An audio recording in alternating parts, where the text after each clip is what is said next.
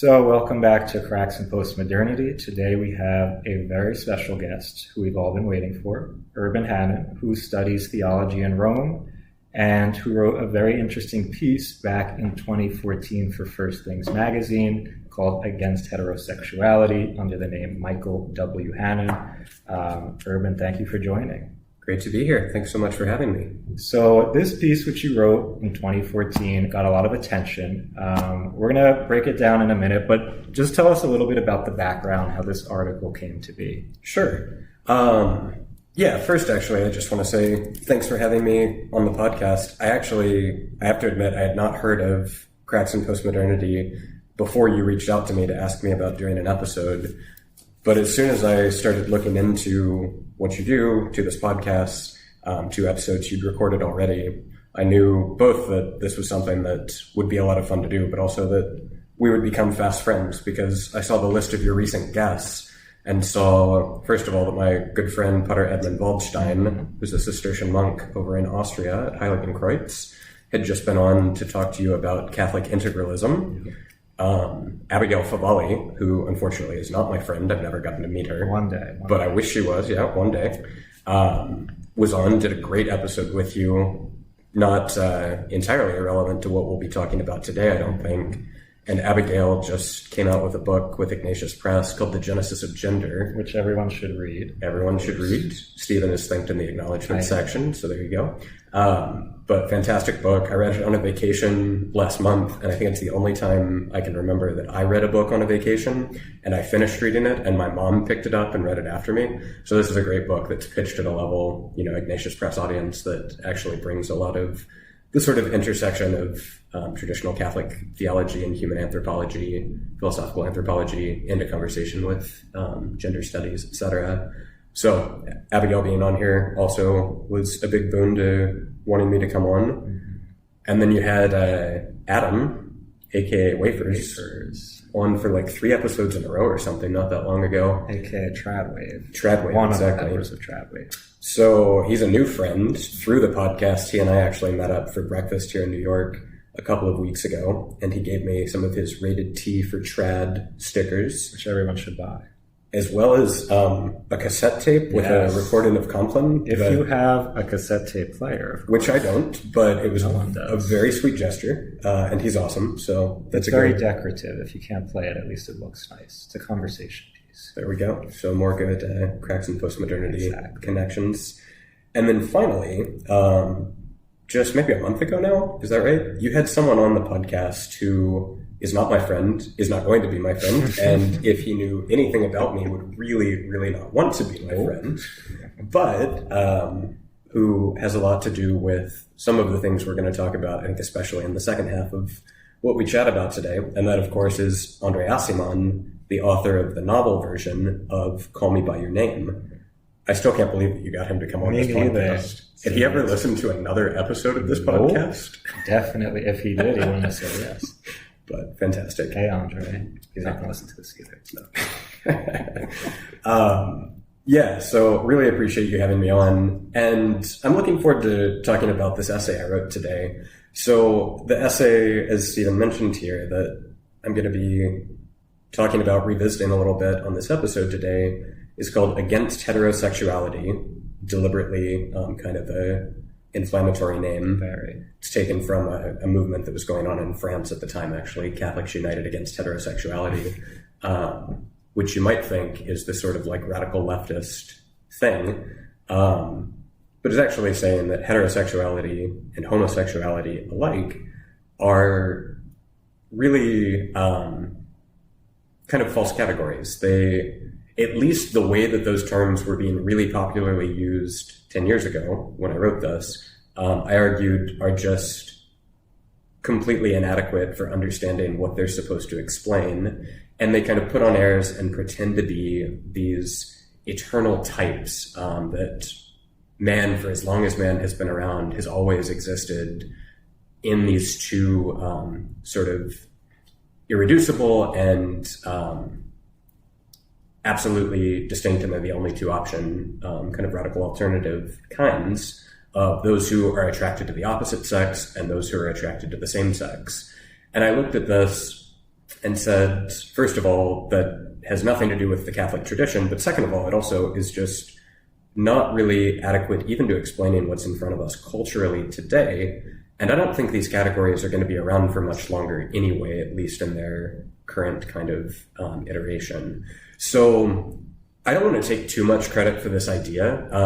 It's a little bit funny that this became like the piece that I'm now known for, and when people meet me, finally this year, actually, for the first time this year, someone came up to me and said, "Oh my gosh, I read an article you wrote," and it wasn't this article. I was so excited.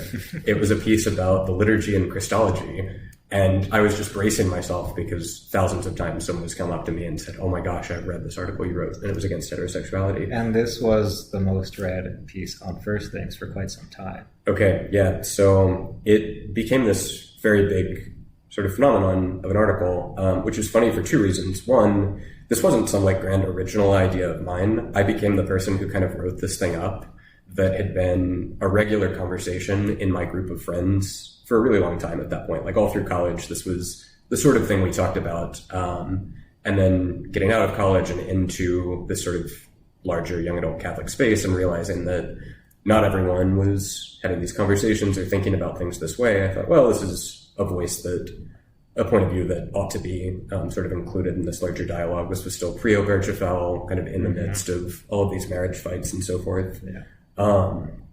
And so, yeah, I think the first time I can remember anyone talking about this actually was when I was still in college. I was with some friends on the Jersey Shore one time in the summer, and after several drinks one night, everyone was, kind of trying to come up with the hottest take, and someone remarked, "Yeah, Ahmadinejad's right.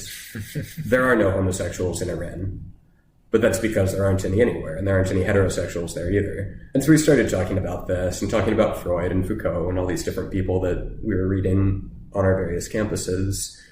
And so when I finally came to write this piece, I wrote some other things beforehand kind of on this topic too, but a little bit half-baked or less.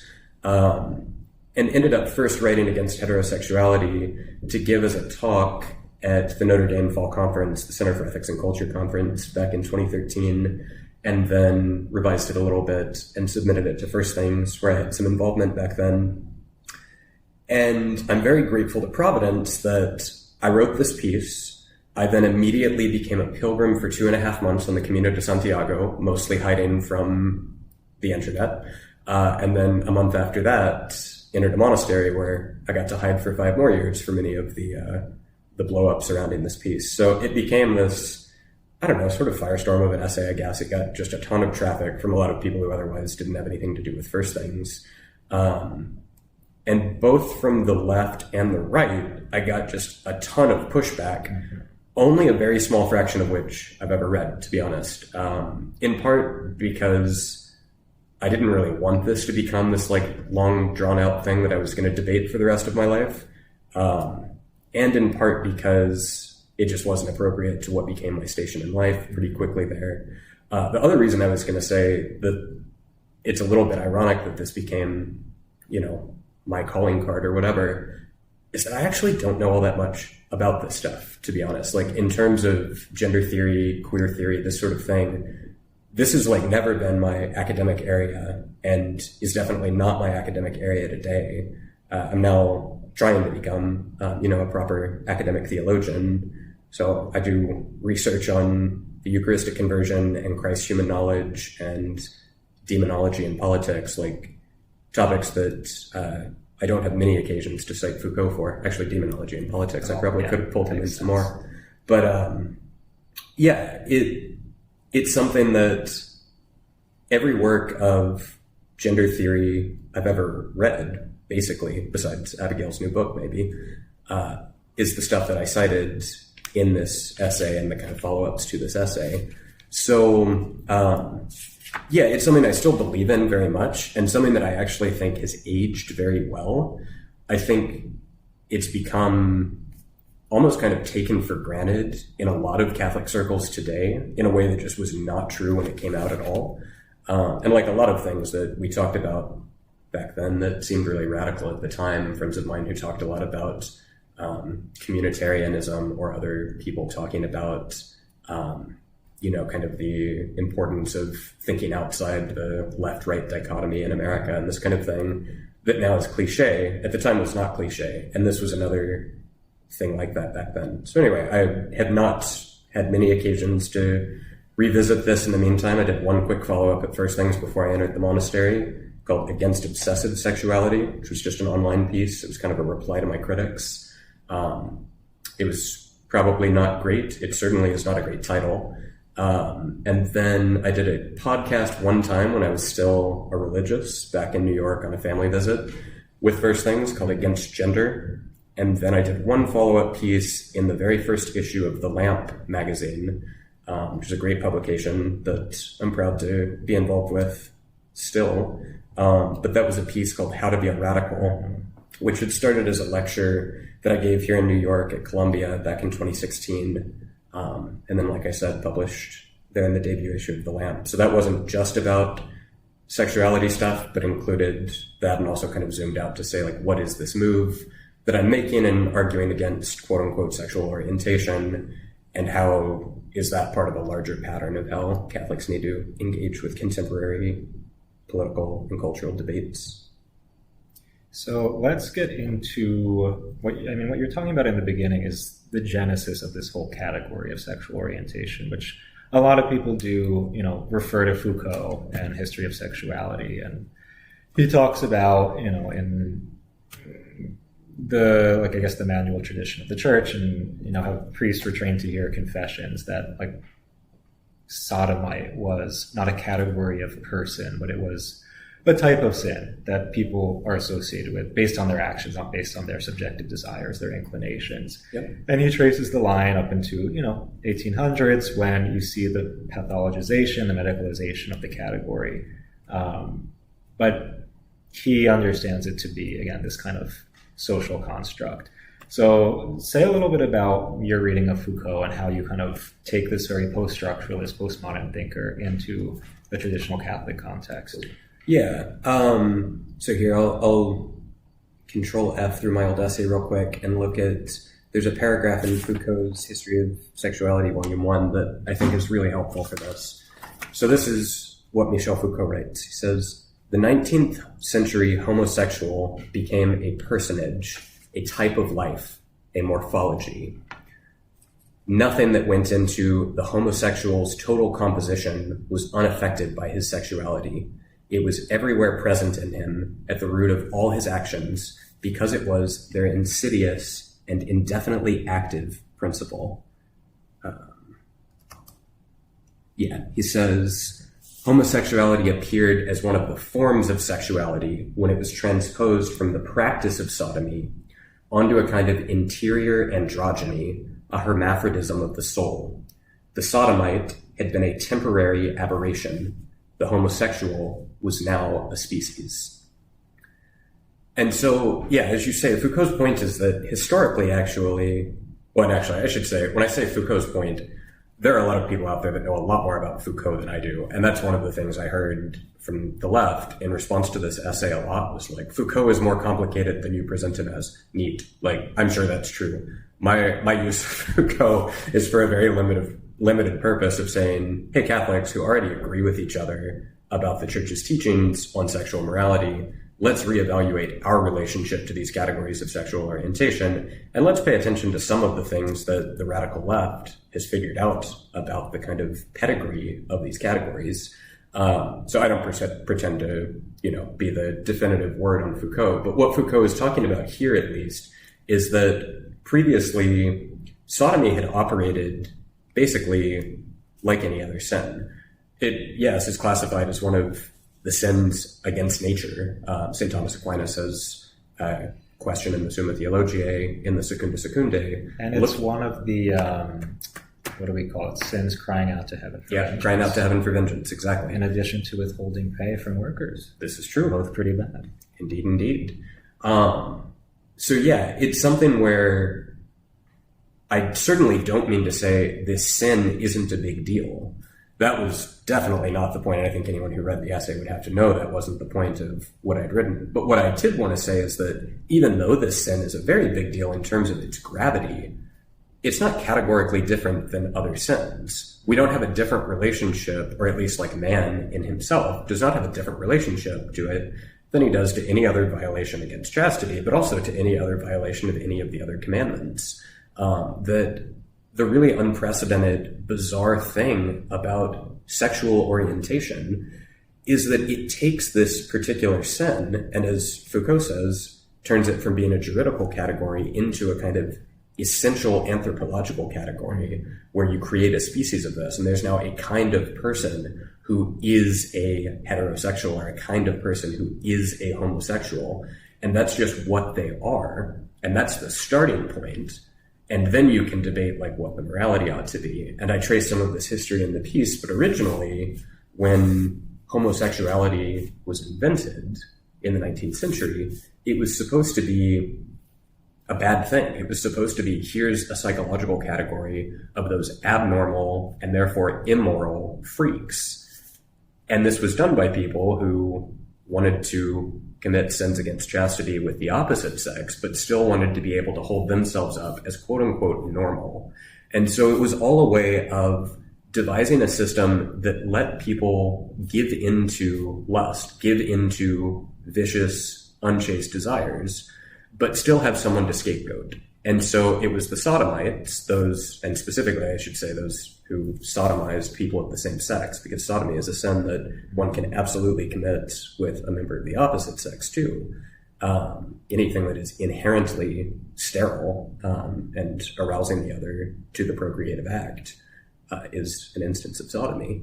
That this became a way for a lot of European gentlemen of the 19th century to get away with the kinds of lustful sins they wanted to commit, while sort of turning into not just a category of sinners, which is true, but a category of like social psychological lepers, anyone who not just committed these acts, but anyone who was intrinsically ordered to fulfillment only by this kind of act or something like this. And then what happened over time, and Foucault traces this too, but we can also just see it even since Foucault's death, and frankly, even since I wrote this article 10 years ago, or 9 years ago, what's happened since is that the sort of gag reflex here against same-sex sexual relations, because it was always unprincipled, because there was no actual good, sound reason why opposite sex unchastity should be fine, but same-sex unchastity should be freakish and wicked and sort of worthy of ridicule, that just doesn't make sense. So now the gag reflex is gone, and society no longer distinguishes these things. And obviously that's come across in the courts and in the laws we have today, and even last week, a bunch of Republican senators and the lovely Dr. Oz, who would like to count himself among their number in Congress. That was sarcasm, in case that doesn't come across in the podcast.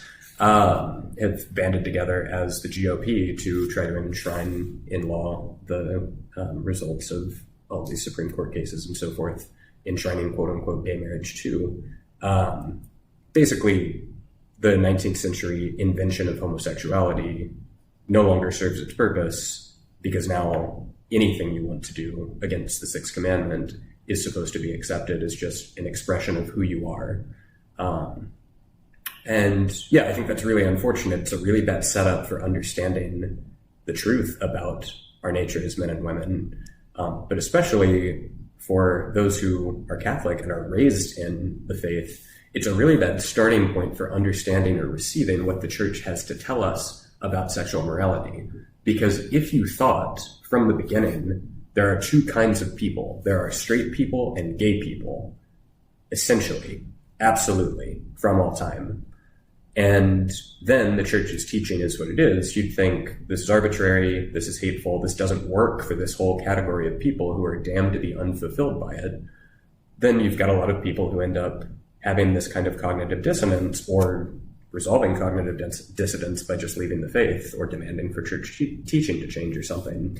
Whereas if you start by saying these categories are fake, or at least their claims to being absolute, essential, timeless, sort of distinctions between different kinds of people are fake, And instead what you have are just men and women, all of us, exactly as we are, with all sorts of temptations to all sorts of things all the time because we're fallen and broken. And you treat this temptation like you treat every other serious temptation, then that's a much better starting point to say, what does the church teach? Why does she teach it? And what's the way to happiness by taking very seriously the things that our God has revealed to us about how to live as the men and women that we are? Yeah, so I mean, there's a lot of things to break down from this kind of Foucauldian narrative. I mean, first, we take it for granted at this point that these categories are so absolute, that they are essential, that they define the person. And there's no sense of the historical trajectory of these ideas. Like we hear these categories, we're taught, at least nowadays, people are taught from a young age that this is how it is. But no one really dares to ask, like, okay, but where did it come from? It's a fairly recent category, so why do we take it to be absolute? Sure, it could be one way of defining sexuality. It could be, one narrative. But why do you think we've become so, or our society's become so essentialist? Like, why do we cling on to these categories blindly without asking, like, okay, well, maybe they're arbitrary, maybe they're, not essential? So I do have an answer for you, because I think this was something that I thought about a lot at the time I wrote the piece. But I do also want to push back against you too, because my sense actually today, in the year of our Lord 2022, is that these aren't really being taken for granted so much anymore, either in the culture or in the church. But before I come to that, let's revisit 2014. At the time, back then, I think there's a few reasons why these seemed so absolute. One is that, in fact, sociologically, it had kind of been the case that people who chose to, I'll speak the church's language, chose to violate the sixth commandment with members of their own sex, that meant belonging sociologically to a particular subgroup. And that meant, at least officially, committing to that sort of sin exclusively in the sexual realm. That, yeah, you had quote unquote bisexuals, but what was the line, right? A woman who claims to be bisexual is straight, and a man who claims to be bisexual is gay, and I'll sort of tell you that for real in another few months. Put a pin in that. I have an anecdote about that in a minute when I talk about how this has aged. But back in 2014, I think we can't underestimate how important the political side of this was. And a lot of people back then were writing really intelligently about this. My friend Patrick Deneen at Notre Dame is one person whose work on this I really, really appreciated at the time. I don't think I cite him in this piece. In fact, I think I don't cite him on this in the piece because the thing I'm thinking of came out later than this. But he had a great essay showing that all of the, quote, gay marriage litigation was actually about defending one percenters' sort of elite cultural status. And in fact, in the case of Windsor, the facts on the ground as a backdrop to that Supreme Court case were a couple of elderly billionaire, multimillionaire, more women who'd been in a sexual relationship for decades who were trying to avoid the estate tax. Like, that's what this case was about. So I think the political side of this can't be underestimated. Until Obergefell happened, and I was already in the monastery when Obergefell happened. We actually had ordinations that very day, which was crazy. But until that happened, I think you needed these categories. By you, I mean the gay rights movement, needed these categories to appear completely essential because they wanted the civil rights era language and ethos to surround their movement. And unless being gay was as real and unavoidable and central a thing to just who you were as a person as being black or being Jewish, unless you could carry on that race, religion, etc., sort of, discrimination, hate crime kind of aura, you weren't going to be able to push these Supreme Court cases through in the way that you ultimately were able to, both in terms of changing the overall public opinion around it, but also, which is a complicated thing that's interrelated with that, changing the opinions of the justices on these various courts. So that's one thing, is the political, and then I'd already mentioned the kind of sociological fact that it was the case for many decades that this was a sort of identity people adopted. And so it made sense if you were going to absent yourself in a certain way from polite society and enter into this sort of Stonewall community, and then that looked different in the decades that followed, but was always a sort of absolute identity that you adopted for yourself and said, I belong to that group. I think those things come together to make this a pretty powerful force in making people think this is just how it goes. My sense, though, is that today it doesn't really work that way. And it hasn't been that long since I wrote this, but a lot's happened in the meantime. And I made a lot of these predictions that, I mean, I'm curious to hear your perspective on this, because maybe I'm a bad judge in the case of my own predictions. But I read this piece now and I think it's wild that this was so controversial then, because now this has just all come to pass. One thing I think of, for example, is that Newsweek story a few months back that got a lot of airtime about how for Gen Z, something like 40% of that generation is identifying as not straight or not straightforwardly straight. Yeah. And everyone freaked out about this. It was like, that number is so high, it must be fake, it must be inflated, whatever. But you've been a high school teacher, I've been a high school teacher. My interactions with that generation and having, them talk to me in that context, and in being a kind of catechist at different summer camps to high school kids and so forth, is that they don't have the same relationship to these categories of sexual orientation that I think were had a decade or more ago, certainly much more than a decade ago, now that I was in high school. But what's interesting to me is that alleged 40% or 40% plus of Zoomers who claim to be not straight, what that would have meant in 2014 is that, okay, 40% of them claim to be gay. And today that's not true. Mm-hmm. They don't think that there's these two options, gay and straight, with maybe this like small little transitional middle ground of bisexual. They first of all think there's a ton of things on offer, and this obviously gets combined with the trans movement and the whole sort of gender question in addition to the sexual orientation question, which is a whole complicated sort of dynamic, and it's not obvious that these things actually go together at all. In fact, they've got, various assumptions that contradict each other. But I think the position these kids are in today is to look at all of this and say, look, none of that's adequate to my experience. And I'll give just two anecdotes. I won't name who these people are, but twice in connections to my family in the past few years, we've had people come home not to my house, but to houses of people we know at Thanksgiving during college. Two different cases of boys who came home their freshman or sophomore year of college at Thanksgiving and told their families, I'm bisexual.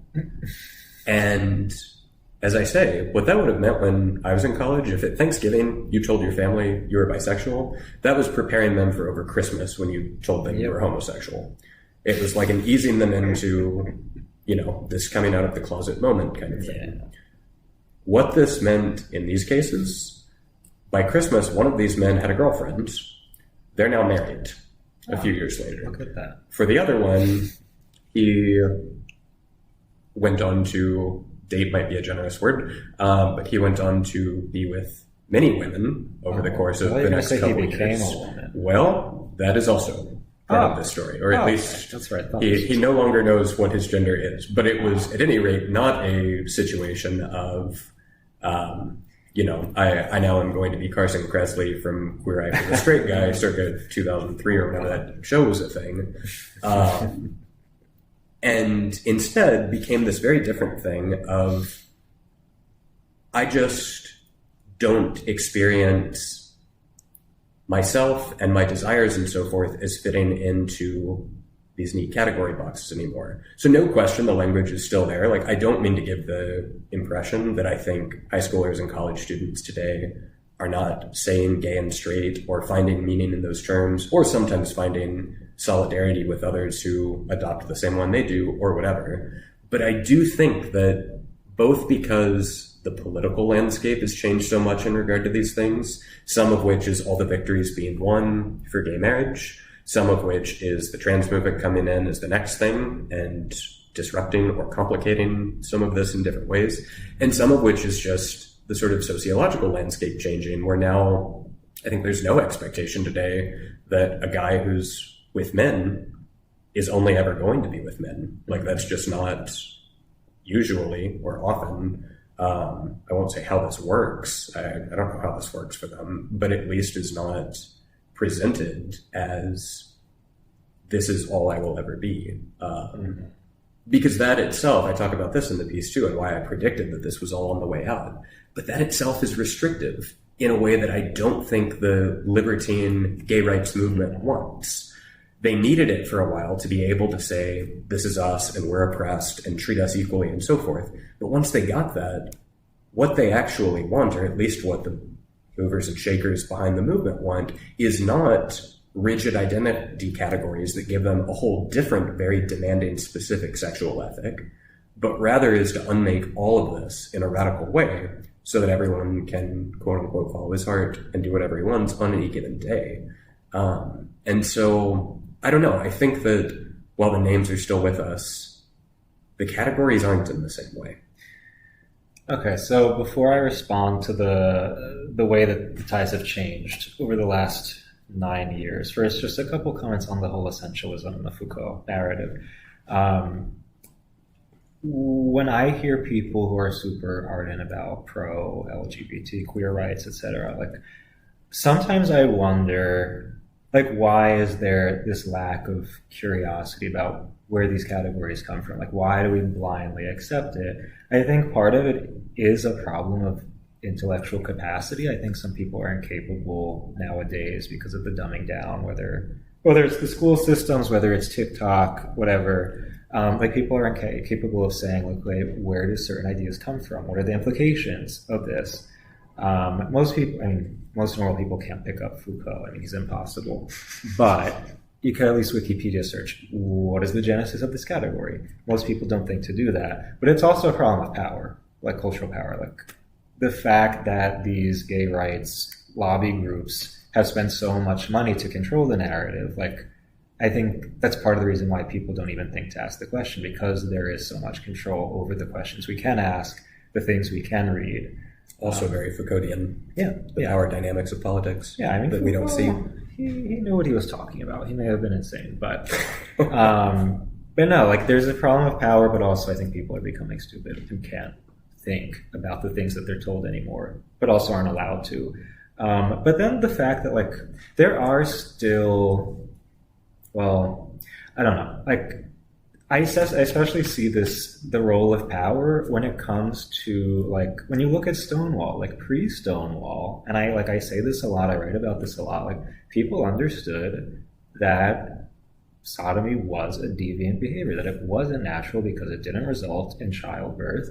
And a lot of people were happy about that. Like, that was a goal, to transgress these social, I mean, whether you're transgressing nature for, like, the sake of blasphemy, blaspheming against the creator, or to blaspheme against polite society, like, people understood this is not normal, and nor should it become normal. People enjoyed that transgressive kind of identity. But you see, again, like, the people who were running the gay rights lobby after Stonewall realized that if they wanted to have more of a bourgeois kind of privileges, that they would need to change the narrative. They would have to make it normal. Because if you're going to be a deviant, people are going to give you a hard time. You're not going to have all these kinds of comfortable rights that straight couples have. But the other thing that I think about is the fact that, like, outside of the US, I don't see this sexual orientation essentialism as strongly. Like, for example, I totally agree with that. Yeah, like, if you look at Southern Europe, from what I understand, like, most Southern Europeans, Mediterranean people understand, like, if you're sodomizing other people, then that makes you gay. It's the action, classically speaking, that's how it's always been. And if you have inclinations, you have desires, but don't act on them, it's like, okay, well, maybe, you're a little weird, maybe you have some emotional whatever, but that doesn't categorize you. In the US, it's like, As soon as you hint that you have a little bit of a desire, this is who you truly are, and you can't deny it anymore. Like, you must tell everyone that this is who I am. It's like, that's such an American kind of construal of desire and identity. Yeah, I totally agree with that. So as you mentioned earlier, I live over in Rome right now. I've been living in Italy for a year. I'll be there for another year. Actually fly back tomorrow. But in Europe, things are very different in this regard. And there's people who could speak more intelligently and kind of penetratingly about the reason for this than I can. But one thing that's true there is, and this is cliche at this point for sure, but they just have a much deeper kind of set of social bonds and the cultural fabric there. Social bonds, but also aesthetic sensibility, I would say too. Yes, I agree with that. I agree with that. But here, I think that America is just such a, we can say, individualist place, philosophically speaking. But actually, I think that the more relevant point, which is the other side of that, is America's just a much lonelier place. The anxiety is much worse. And you see that in the language of Obergefell, because there's that quote from, was it Kennedy, saying that marriage responds to this universal fear that, you're alone and have no one to call out to. Yeah, I have the line right here because I quoted it in that lamp piece. Which I did almost verbatim, actually. I don't need to reread this. But marriage responds to the universal fear that a lonely person might call out only to find no one there.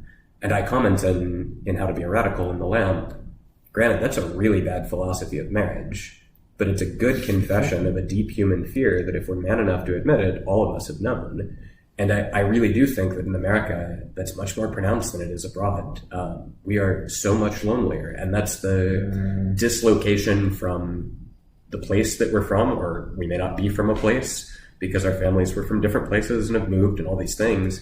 And so, especially now, our social lives have shifted so online and become so abstracted from just everyday, normal, day-to-day life and the things of nature in a strong sense that, it's not surprising to me that ideas become reality here in a way that they don't there, because you need it for security, for psychological security. You've got to take refuge in something you can grapple with, understand, and control. But I think that has a lot more to do with anxiety and insecurity than it does with lust, actually. And obviously, I don't say that at all by way of criticizing people for feeling anxiety. If you're a millennial or a Zoomer living in America and you don't deal with anxiety, like, you're the one who probably needs to be psychologically evaluated. This is the Walker Percy thing, right? Of the only sane response to our bad world is madness. The sane person is crazy or an idiot. It's another Foucauldian thing in Madness and Civil, or whatever it's called. Sorry, something you were saying just a minute ago made me think of this essay that a confrere of mine had sent me several years ago that unfortunately I now don't have access to because of a paywall at The Spectator. You can sign up for free, but I could, but I won't bother doing that on air at this podcast. We love The Spectator, though.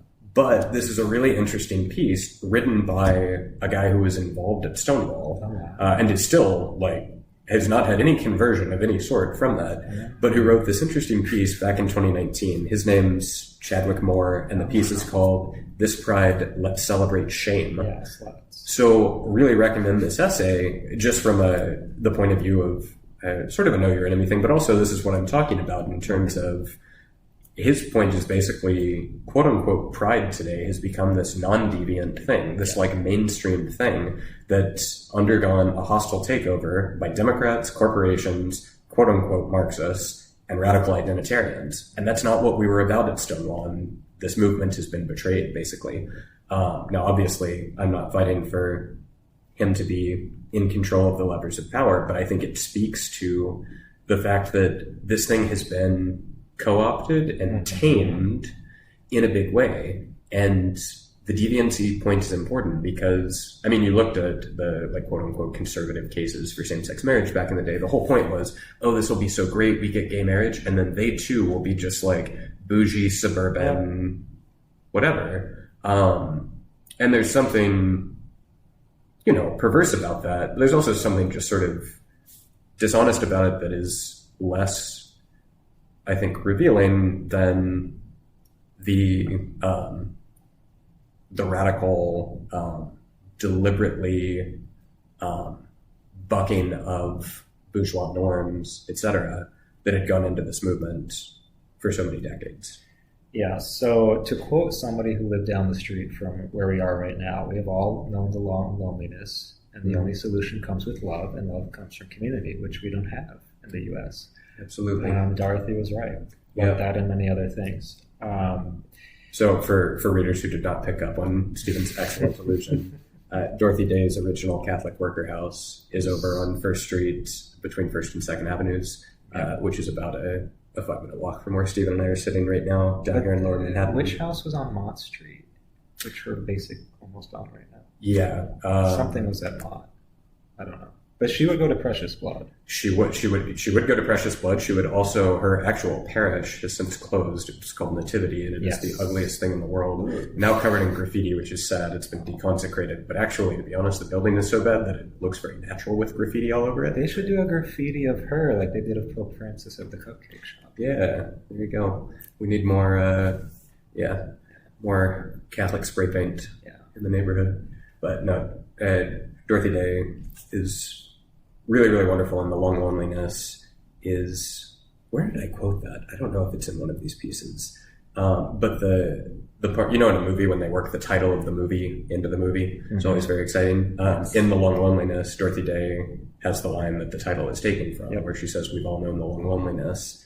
And I think that's what I'm really recommending, in addition to the sort of intellectual piece of this, of let's tear down this stupid construct of sexual orientation. The more important pastoral point is let's love each other out of this long loneliness. Yes. Because until not you can to do erase that, it, but coming from this place of poverty ultimately. Absolutely. Yeah. And I would just add, side note, everyone should read her diaries, The Duty of Delight. She has a lot of very interesting things to say about sexuality. I mean, most people associate her with, service to the poor. But she says a lot about, like, in the 60s and 70s when hippies with their free love started to move into the Catholic worker, and how, like, she was really challenged by what they're saying about the sexual revolution. But she has one section where she talks about experiencing attraction to another girl, a classmate, when she was younger, and how she recognized, like, first, it's normal to find the same sex to be beautiful because objectively, ontologically, humanity is beautiful, but that as you mature, you understand how to express that recognition of the beauty of the same sex. It's not through sex, but again, that intuition is a correct one. So people should read that. I'm talking. We're good. All right, but yeah, to respond to what you're saying about how times have changed since 2014 and the fluidity, so I would say this. Yeah, like, these categories, because they're not rooted in any ontological truth, like, they're not sustainable. Of course, they're going to break down at some point. And yeah, we're starting to see a lot more young people identifying with these more fluid, ambiguous categories like non-binary, genderqueer, or some kind of version of being bisexual. But I would also say people are still very attached to having some type of identity marker, some kind of category, even if it's not simple gay or straight. And again, especially in the American context, where there aren't any real substantial identity markers available to us anymore. The categories may not be as fixed, but there is this real sense of attachment. Like, I must identify myself as non-binary or different in some way. That's what I'm observing. Yeah, I don't disagree with that at all. So I think of someone like Adrian Vermeule talking about the liturgies of liberalism, and again, the sort of political powers that are behind some of this. But I do think in America, we've been taught that, the advance of humanity, of civilization, of culture, of justice, is this advance both in the importance and power and freedom of self-expression and realization, and in the sort of overcoming of stale, restrictive old orthodoxies that oppressed some marginalized group or underclass or whatever. And when we've run out of things to actually apply that to, we start making up new ones. And significantly, again, this goes to things that Patrick Deneen and others have pointed out. It's never actually the holding up of any group that would be a threat to our current elite ruling class. It's always something that can be comfortably subsumed into sort of, global elite capitalism and a liberal cultural set of customs. And what that's meant today is expanding the sexual orientation categories by a ton, and then also bringing that into the realm of gender, where now not just gay and straight are insufficient, but male and female are insufficient. And all of it is an attempt to do two things, I think. One, find the group that I can belong to, like find the thing that is most specifically truest to me and who I am, that I can put this label on myself so that I might join with others and be seen and recognized and affirmed and find commonality. And two, let the kind of propaganda machine continue of look at the great advances we have against our backward forebears. And I think both of those things are going on today. And something that you've pointed out on this show multiple times is that the attempt to find community in these sort of abstract category communities, the quote unquote gay community, it's never going to actually satisfy, but it expresses a longing for something that's very real. There's a couple, as long as we're shouting out different things that people might be interested in reading. My friend Phil Jeffrey, who was a Columbia student, a college generation 4 or 5 years after me, so we didn't overlap there, we didn't know each other back then, but he was writing about what was going on in Morningside Heights in the Columbia neighborhood on campus there in the years after I had graduated, so in this probably like 2013 to 2017 period, whatever. This was something he drew a lot of attention to, that suddenly all of these things that previously had been about individualism and about individual expression really, and, the kind of lifestyle liberalism, like select the thing that is going to make me individually happiest, gave way to these much more social, communal sort of expressions of this, where now the progressive social mores were framed in terms of belonging to groups. And I think all of this, again, springs from that, or so much of this at least, springs from that anxiety and loneliness and wanting something to belong to there. So I'm not surprised that categories have stuck around, and I don't think categories as such are going anywhere. But I do think that, I don't know if this is the best way to frame this, but the gloves are off a little bit more, or a lot more, than they were a decade ago. That 10 years ago, it seemed like everyone agreed there were these two kinds of people, homosexual, heterosexual. And then on that common ground, you debated about sexual morality or the church's teaching or the gay rights movement or whatever. Today, I think all of that has been thrown into contention in such a way that now it's clear that the different competing traditions here are really competing traditions. Look, I'm a McIntyrean at heart, and I think always will be. And I think what's clearer today than it was then is that there is no neutrality, that all of this is up for debate, and that the Catholic tradition is a full tradition. It's a radical alternative, a complete other worldview than what's on offer today. But I think it's really good that we're at that place, that when people now are offered the opportunity to convert to Catholicism, that this is a wholesale conversion. Jay Budiszewski down at UT Austin, great natural law thinker down there, used to say that part of the reason that the church's moral teachings are such a bitter pill to swallow is that we're not longing for a pill, we're longing for a meal. We need the entire thing, we need the whole context, because it all is of a piece. And I think that today, it's so much better for us that when people come to the church, they're not coming to the church to say, everything I thought before was true, but now I'm adding the crucifix to that. They're coming because they are so unsatisfied, maybe intellectually unsatisfied, but more than that, existentially unsatisfied with what is on offer to them in the world, in the culture, in the seculum today. And they want the city of God. And I think that this is just one, small little metric of that, of what's going on with sexual orientation language and the gender movement and all this sort of thing, but is part of a larger story about how the alternatives have become much more stark. Yeah, so no, but I do want to comment on the fact that you're drawing this interesting parallel between, a traditional Catholic metaphysic worldview and post-structuralist queer theory. And, a lot of people talk now about this horseshoe that we see between these more traditional worldviews and the postmodern one. And, I've written a lot about this, especially in relation to recent authors like Andrea Longtrue, who wrote Females. But there's another philosopher that I mention a lot, Wayne C. Booth. I'm going to read this quote. It's very relevant. So he says, postmodernist theories of the social self have not explicitly acknowledged the religious implications of what they are about. But if you read them closely, you will see that more and more of them are talking about the human mystery in terms that resemble those of the subtlest traditional theologies.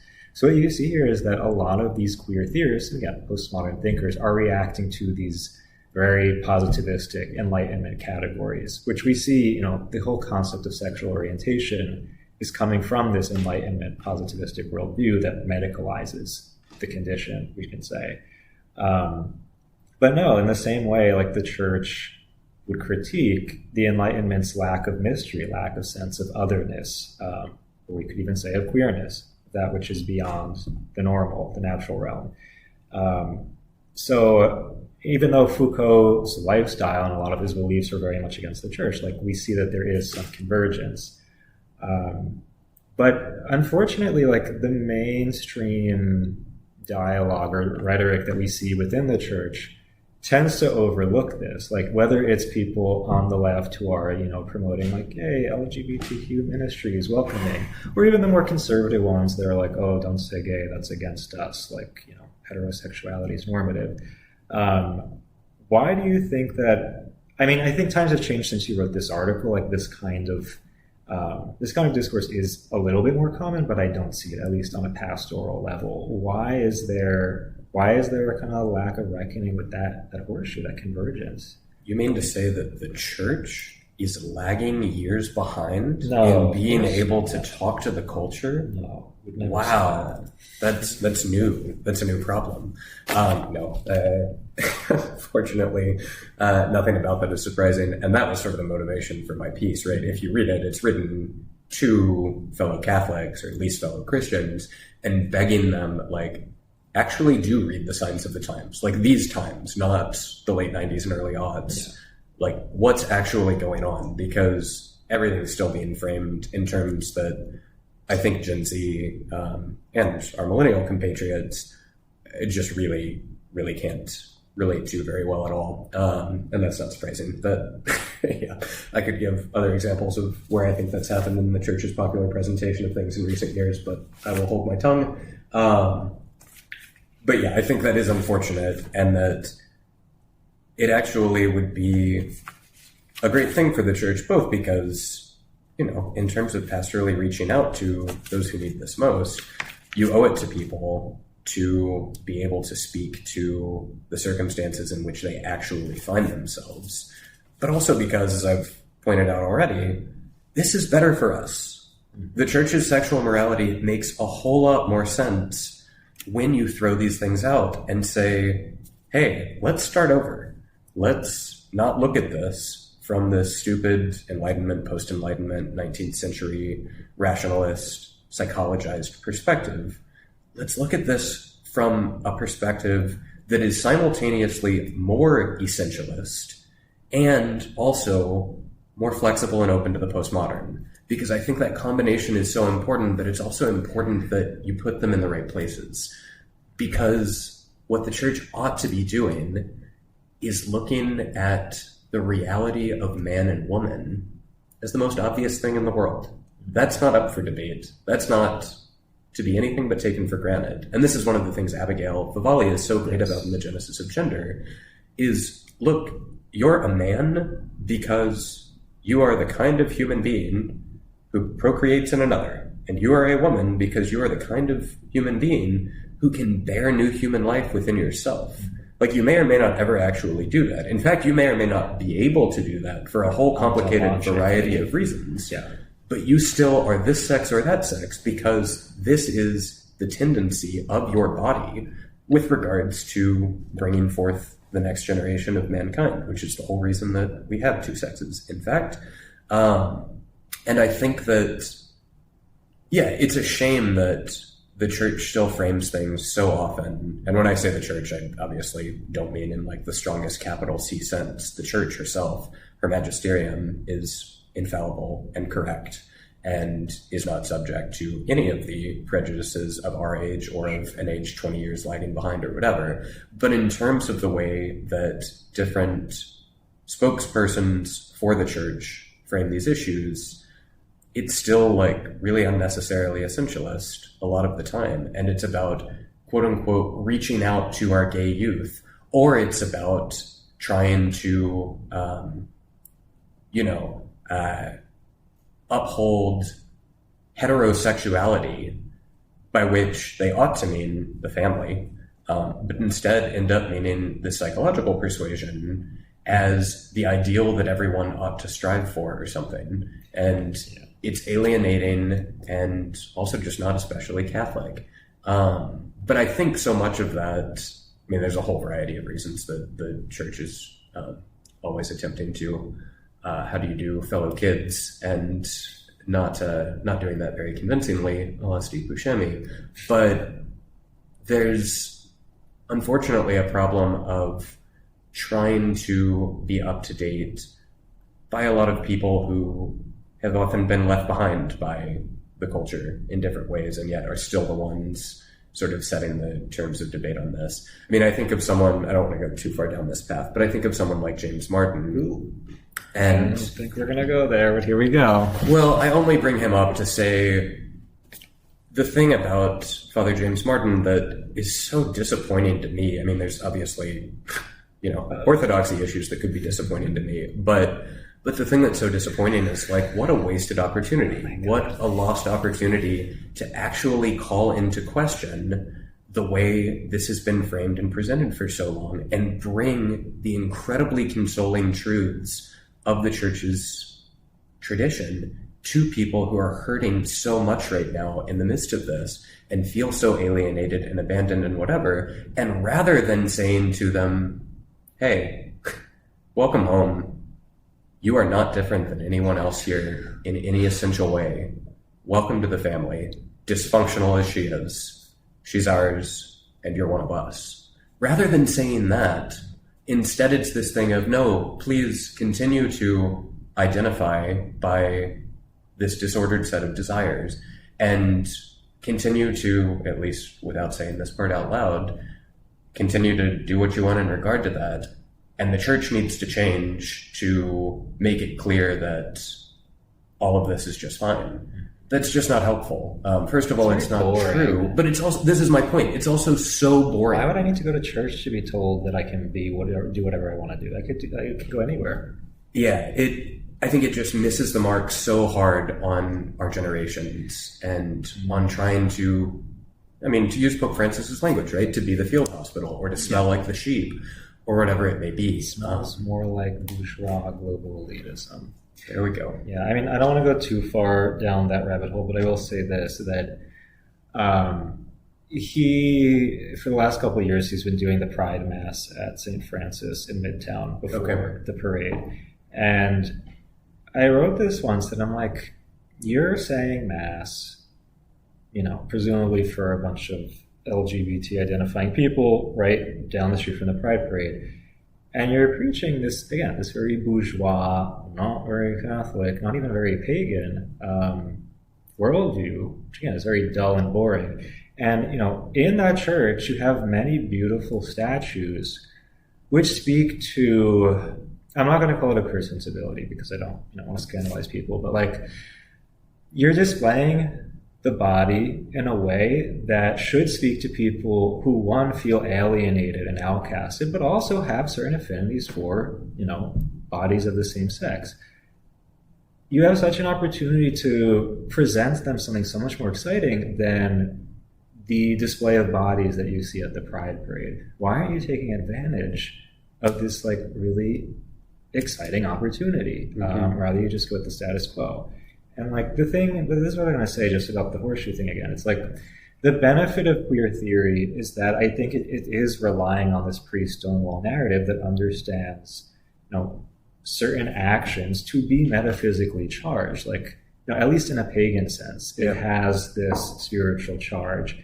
And I don't know, like I think about people like Quentin Crisp, who I quote a lot, who like was very aware that he was a deviant, that he wasn't normal. And there's this passage in one of his books where he talks about his encounter with this Catholic nun.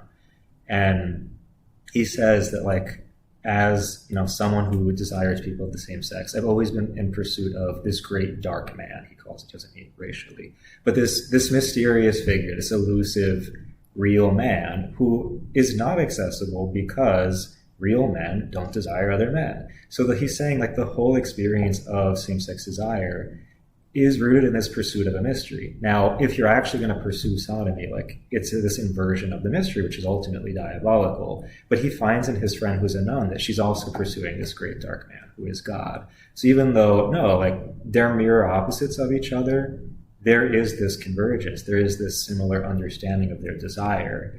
And I feel like the fact that so many in the church, whether we're talking about a kind of mainstream left or right discourse, like ultimately when we don't look at queer theory or pre-Stonewall kind of narratives, we're playing on the turf of these very bourgeois, secular worldviews.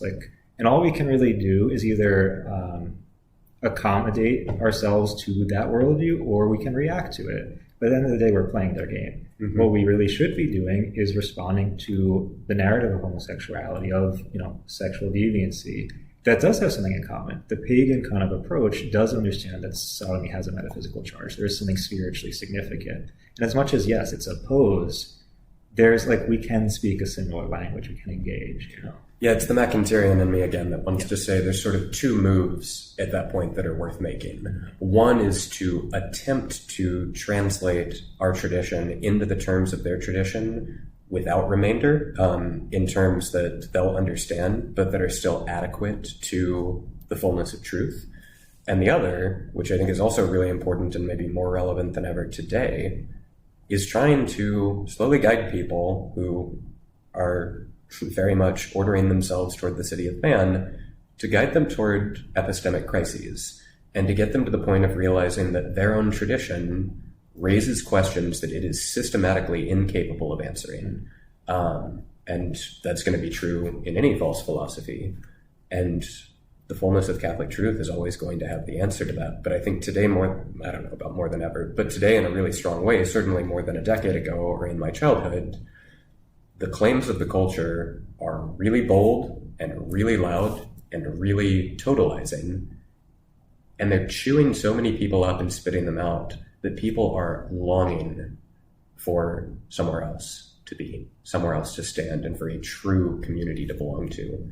And that's what we ought to be as the church. Maybe if it's okay to wrap this episode with a funny story, yes, to put a little cap on our Father James Martin aside. So I'm not going to use this priest's name, but this to me just sort of epitomized the ridiculousness of that whole project of trying to accommodate the church to the immorality of the culture in this regard. I have a friend who is a priest and is not a priest in the Roman Catholic Church, but is a priest, and he was wearing his Eastern garb, including a very large double cassock, which is this big flowing garment, very traditional looking, may or may not have had a priestly hat on of some variety, I'm not sure, and was in Midtown Manhattan when, unfortunately, it was Pride Parade weekend. And he is cutting across, is trying to get through. He's not actually in the parade, but he's up there around it, and it's all around him. And Father James Martin sees him, and Father Martin is not dressed as a priest, and scolds him and tells him, "You should not be wearing that here." And these two very over-the-top drag queens see this happen and come up and start screaming at Father James Martin, saying, "You should not be saying that to him. That man is a fabulous pope, and he needs to keep being a fabulous pope. And you little bigot, just get out of here and leave him alone." Whoa. And it was the greatest sort of inversion, greatest just hiding the contradictions, here we are kind of moment. So my friend may like to exaggerate and elaborate, so if details of that go beyond what factually happened, it at least was a nice little snapshot for me of like, this is where we're at. Like, we can, and I don't want to pick on Father Martin too hard. I mean, he's done a lot of good work. Yes, he has, and let's certainly pray for him and be grateful that we get to be members of the same dysfunctional family as him and pray for each other. But in terms of an approach to this complicated set of issues, it just drove home for me that the church has so much more to offer from the fullness of her tradition, and we ought to be doing that for the sake of saving souls at the end of the day. But what that means is for the sake of answering to the real hurt that is inside all of us today. So before we go, I have two hot takes. Because we've been talking about this before, I want to hear a thought about Raffalovich and then Freud. What do you say? I say that you need to comment on Raffalovich because I have read almost none of him. As I say, pretty much everyone I've read on these topics, I quote in my piece. In terms of Freud, I guess I can say a little more, just that, like, look, is there something important and interesting and continually relevant to us in the 21st century about the invention of medical psychology? Obviously there is, but if you've ever taken a psychology class, you know that psychologists today think Freud was wrong about most everything. Like, this is kind of the starting point of psychology, which is funny. But when you take Psych 101 at college, it's one of the first things you hear is the man who invented this discipline was also a seriously screwed up character, and most of what he said is false.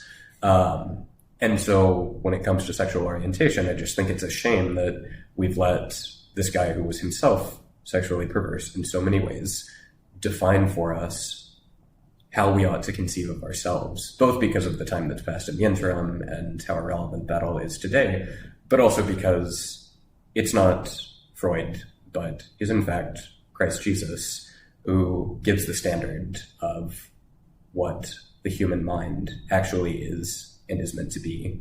And so this set of categories, as I say, is one that I think it's really a shame that we've bought into so much when we, like my Psych 101 professor, ought to be just calling BS when we see it and saying Freud got this one wrong. Yeah, I mean, the only things I'll say first about Freud, over time, I've come to agree with pretty much everything in your article. But the only pushback I would have is this, that as much as these categories are not ontologically real, I do think psychologically we do need to create space for some categorization, because the reality is a lot of people's sexual inclinations, whether we're talking about same-sex or other kinds of non-heterosexual, non-procreative, are rooted in some kind of psychological causality. And again, Freud was not right about everything, especially because he was pretty perverse and had a pretty pagan worldview. No, I mean, when you talk to most people, like, the reality is most of their desires, especially same-sex desires, are shaped by some kind of experience with their parents or with some kind of trauma. And I do think, we shouldn't hold on to these categories in a very real way, but sometimes, there are psychological implications that especially the church, pastoral ministers should look at and shouldn't just brush over. I agree with that completely. So things that are not real in themselves can still be real in their effects, right? Yes, exactly. And so my point was to say, in as much as you think these are describing like ageless absolutes, just essential types of man, you're confused and wrong, and we should stop doing this. But there's no question that today, these are very powerful categories of thought. And while I think all else being equal, it would be best to stop using them in our self-understanding, you've got to meet people where they are. And if these categories are built into that, then you have to, I mean, my big thing on this is I think at that point what you've got to say is we can't generalize very much about this because the church has always had a place for the reality here, for these sorts of ways in which the tendencies of the individual have causes and have kind of larger connections and so forth. The church always had a way to deal with that, but she didn't deal with it in proclaiming about universal psychological types. She dealt with it in the intimacy of spiritual direction and like the confessor manual tradition. You look at that tradition, there's no possible way you could accuse the church of being oblivious to the power of the mind and experience and trauma and all these things in shaping the way that we tend and that we act in all sorts of ways, not just in the realms of genital sexuality. But I think what would be unhelpful is if the church, rather than taking that sort of a man at a time and in an intimate pastoral setting with well-trained priests who know what they're doing, instead tried to generalize and quote-unquote pontificate about this in a way that just gave in too much to the narrative of all of this is one thing and it's real in the strongest sense and is an essential component of you, and let's talk about why or something. But yeah, no, I think my point in the piece was to say, as in so many ways, modernity is inadequate here, and we need to draw on our own tradition. What that doesn't mean is that we should pretend like we live in some age in which we don't live. We live in this age, we have this set of problems and this set of experiences and this language in which to grapple with them. But it might be good for us to step back and evaluate that language more critically. I think that's fair. Yeah. And I'll just say this about the Raffalovich point, that I think even though some of your critics have juxtaposed your article with his thought, I do think there's a lot of convergence, because basically what this guy is arguing towards the end of the 1800s is that there is such a category. He doesn't clearly define it as purely psychological, metaphysical, whatever, as sexual inversion, which is basically to refer to people who experience desire for the same sex loosely. But he does believe it's something that is to an extent ingrained for many people, but ultimately that there's a superior expression of it and an inferior one. The superior one would be channeled towards chastity, self-gift, creativity, art, etc., as we see many people who have had that tendency of contribute to arts and culture. And the inferior would be a self-indulgent, carnal one, specifically engaging in sodomy, whatever.